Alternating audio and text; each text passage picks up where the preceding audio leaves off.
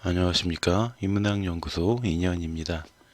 이번 시간에도 우리 역사 속의 범죄자들에 대한 이야기 나눠보도록 하겠는데요. 이번 시간에도 일단 특정 범죄자가 아니라 어떤 사건, 범죄 사건에 대해서 좀 이야기해보는 그런 시간을 갖도록 하겠습니다. 그래서 20번째 그 이야기는 한국의 홀로코스트 보도연맹 학살 사건에 대한 이야기가 되겠습니다. 전쟁이라는 건 대부분 사람들의 광기를 자극하곤 합니다. 현재 러시아와 우크라이나가 민간인은 물론 항복한 군인들에게도 공격을 행하고 있다라는 소식을 듣고 나니 그런 씁쓸함이 더 크게 느껴집니다. 그 사람이 어떤 사람이었는지와는 상관이 없이 전쟁에 참여하면서 극심한 스트레스와 살고자 하는 본능이 광기로 표출되는 것이 아닐까 생각합니다. 하지만 그렇다고 해서 그 광기가 정당화될 수는 없고요. 정당화되어서도 안 되겠죠. 6월 25일 우리나라에서 전쟁이 일어났었죠. 6.25 전쟁. 그리고 그 전쟁 와중에 보도연맹 학살 사건이라는 게 일어났는데요. 그것도 역시 마찬가지라고 이야기할 수가 있어요. 그럼 우선 보도연맹이란 어떤 단체인지를 먼저 좀 살펴보도록 할게요. 이 보도연맹의 성격은 그들의 행동 강령을 통해서 짐작할 수가 있습니다. 행동 강령을 보면요. 우리는 대한민국에 충성을 다하자. 우리는 망국적 북한 괴뢰 정권을 절대 방대하자. 우리는 인류의 자유와 민족성을 무시하는 공산주의 사상을 배격하자. 우리는 이론무장을 강화하여 남북노당의 멸족 정책을 분쇄하자. 우리는 민족 진영의 각 정당 사회단체와 보조를 일치하여 대안기상을 발휘하자. 자, 이렇게 보면 어느 정도 짐작이 되시죠? 이 보도연맹이라는 단체가 굉장히 우파, 극우파에 해당하는 성격을 가지고 있었구나라는 정도를 짐작하실 수 있을 겁니다. 이 위에 강령에서 짐작할 수 있다시피 이들은 당시 대표적인 반공 세력이었다고 합니다. 과거 좌익단체에 몸을 담았지만 전향한 사람들로 이루어진 단체였고요. 실질적으로는 좌익에 몸을 담지 않았던 사람들도 무수히 많이 가입해 있던 단체라고 합니다. 대표적으로 만화가 김용환, 소설가 염상섭, 황순원, 시인 정지용 이런 사람들이 바로 이 단체에 소속하고 있었다는 거죠. 자, 사진을 보시면 이게 국민보도연맹 원증이라고 해가지고 진실화해위원회 보고서에서 찾은 내용입니다. 그래서 이렇게 자신의 사진, 그 다음에 국민보도연맹 증이라고 해서 자신이 여기 속해 있다라는 걸 드러내는 일종의 회원증 같은 거라고 할 수가 있겠죠. 그리고 당시 공무원들은요, 보도연맹에 사람을 가입시키면 실적이 올라갔기 때문에 서로 여기에 사람들을 가입시키기 위해서 열을 올리게 됩니다.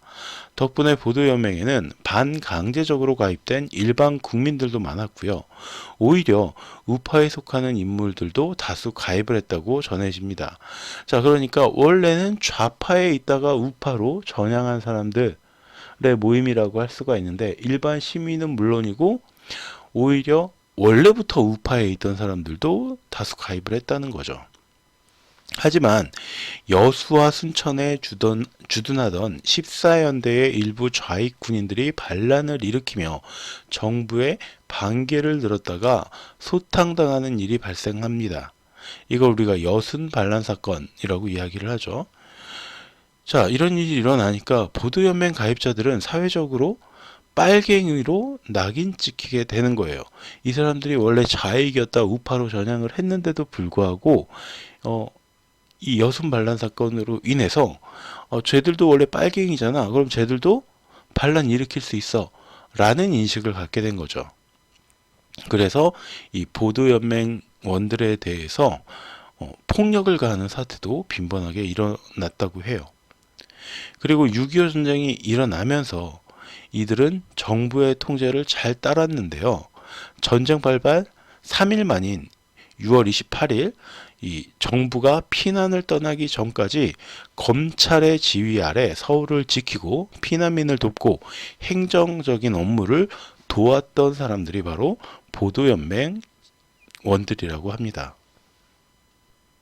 제10대 대한민국 감사원장을 지닌 정회택 씨는 시민들이 피난을 떠나고 행정도 마비되어 갔지만 16,800명의 보련 보도연맹원들은 일사불란하게 상부 명령에 따라 자리를 지키고 있었다라고 그 당시를 회고하면서 이야기합니다. 그러나 인민군들이 점령한 지역에서 일부 보도연맹들이 북한에 협력하는 일이 일어났는데요. 하지만 이것은 좌익이었다가 전향한 보도연맹원들에 대한 북한의 직접적인 압박이 컸기 때문에 살기 위해서 어쩔 수 없이 그랬다라고 이해할 수 있어요. 북한의 입장에서 이들은 일종의 배신자였기 때문에 이들에 대해서 당연히 더 크게 압박을 했겠죠.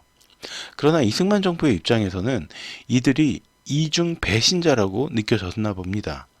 그리고 전쟁에서 밀리고 있는 상황에서 이러한 내부 배신자들을 그대로 두고 볼 수는 없다라고 판단을 하게 되고요. 그러나 그 선을 결정하는 것이 너무나 어처구니가 없었습니다. 그래요. 배신자들을 두고 볼 수 없으니까 배신한 사람들을 처단한다? 처리한다? 그럴 수 있겠죠. 그런데 그 결정을 들여다보면 100명 가운데 1명이라도 이상한 짓을 한다면 차라리 100명 모두를 죽이는 편이 사회가 안정된다라는 어처구니 없는 논리를 내세운 것입니다. 그러니까 한 명이 의심스러우면 같이 있던 100명을 모두 다 죽이자. 그래야 사회가 안정된다.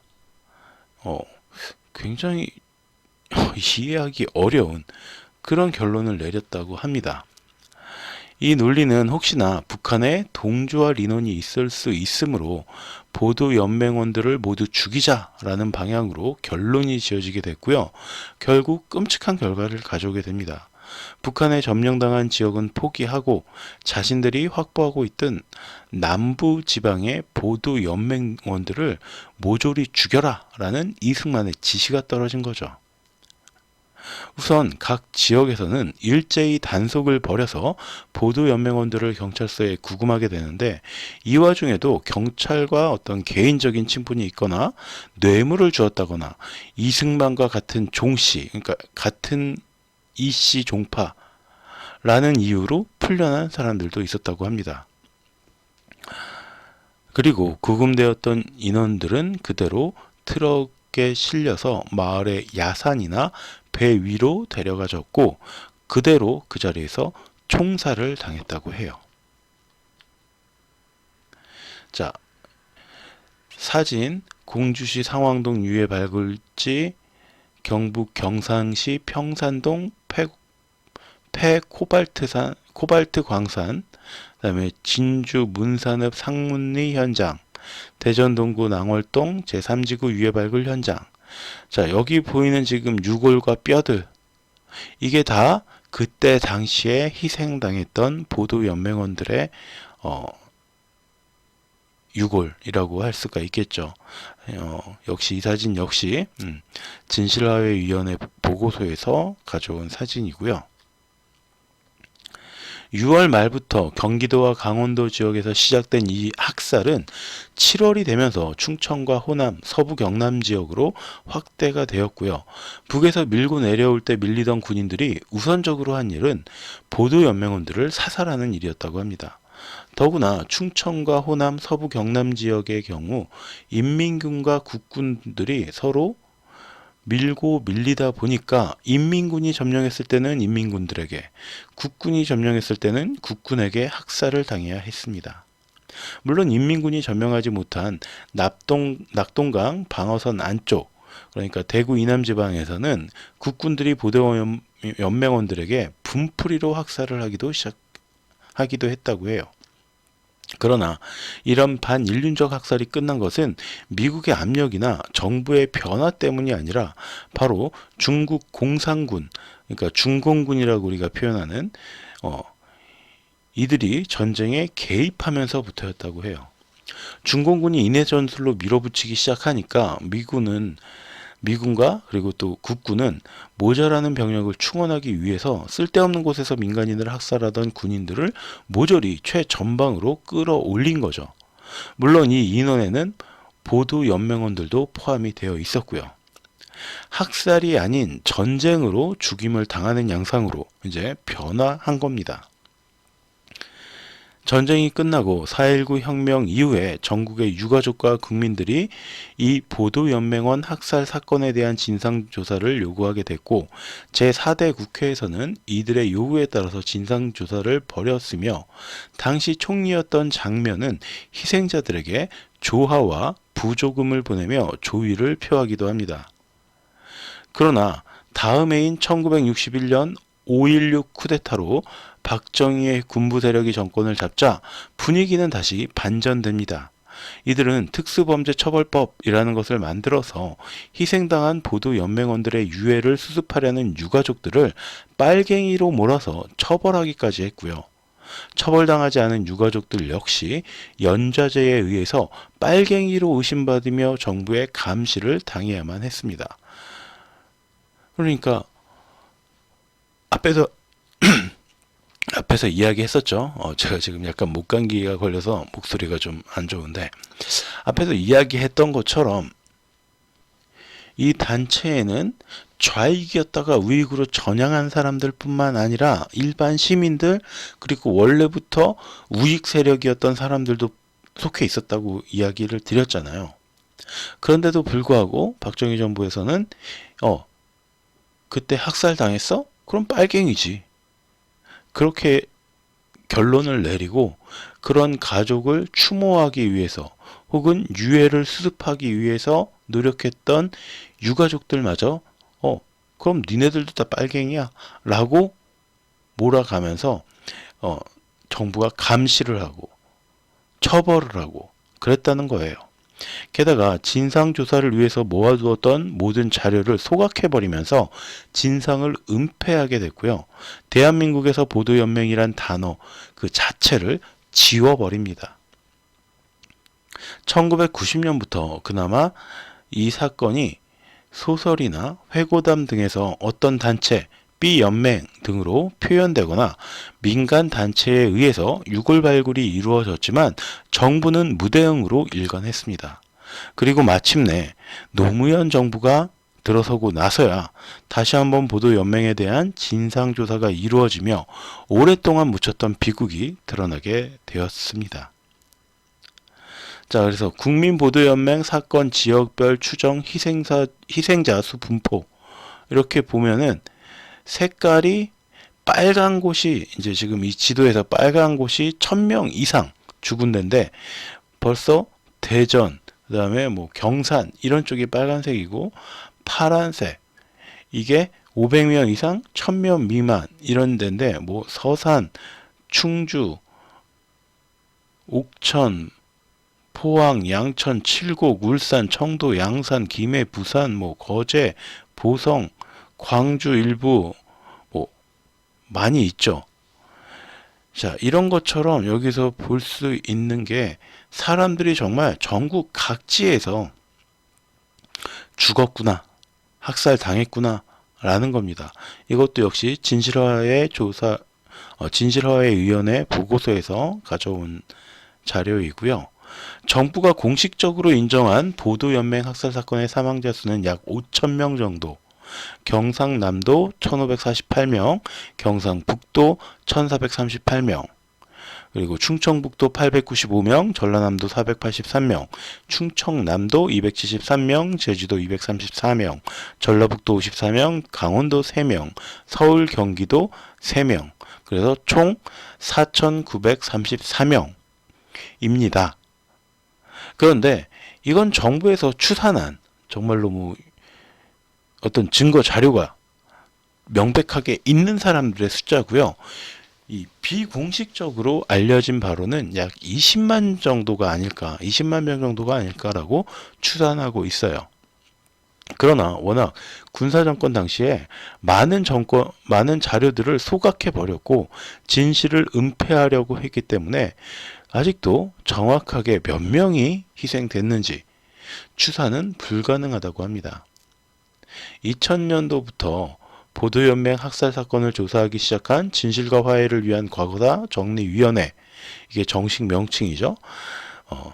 가 해체되던 2010년까지 학살 추정지 168곳과 우선 발굴 대상지 39곳의 발굴을 진행하였고, 그리고 발굴된 유해들은 충북대의 전산원 건물이었던 곳을 새롭게 단장해서 한국전쟁 민간인 희생자 추모관으로 꾸며서 여기에 안치하였습니다.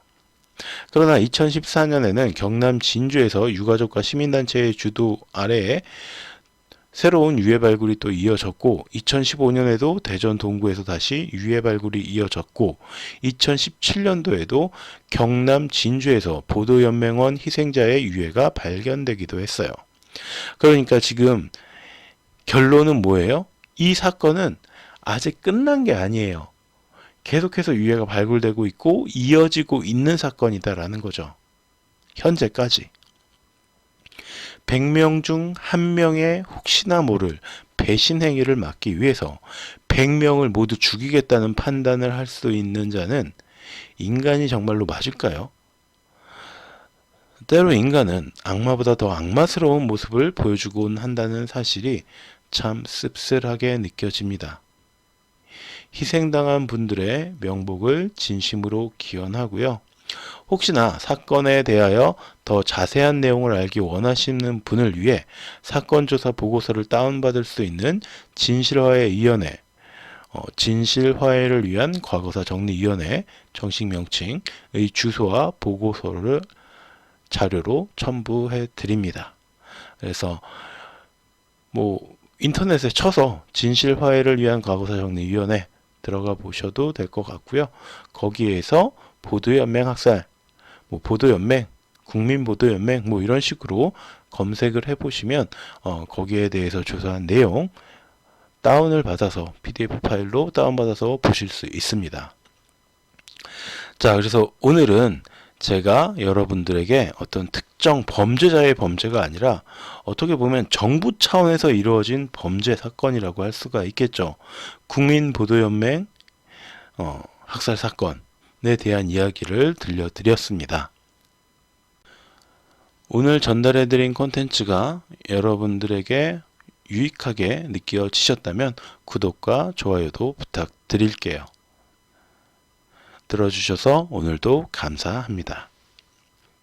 저는 다음 시간에 또 다른 범죄자로 돌아오도록 하겠습니다.